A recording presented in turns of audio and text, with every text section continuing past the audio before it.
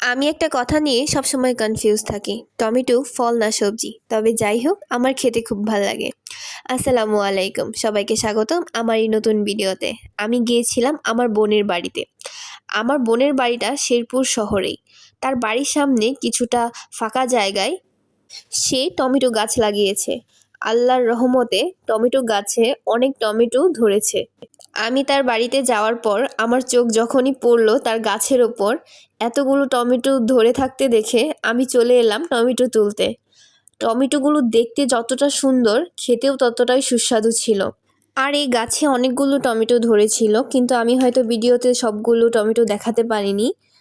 ঢাকাতে এসে খাওয়ার জন্য আমি বেশ কিছু টমেটো সাথে করেও নিয়ে আসি।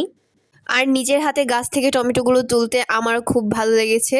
আর টমেটোগুলো সত্যি খাঁটি এবং দেশি টমেটো ছিল। আমার খেতে সত্যি খুব ভালো লেগেছে। আমার মতো কার কার টমেটো খেতে ভালো লাগে? আরেকটা প্রশ্ন সবার কাছে, যে টমেটো ফল না সবজি? অবশ্যই কমেন্টে জানিয়ে যাবেন এবং লাইক শেয়ার করে আমাদের পাশে থাকবেন। এতক্ষণ ধরে ভিডিওটা দেখার জন্য সবাইকে ধন্যবাদ। আর আবার দেখা হবে পরের কোনো ভিডিওতে। আল্লাহ হাফেজ।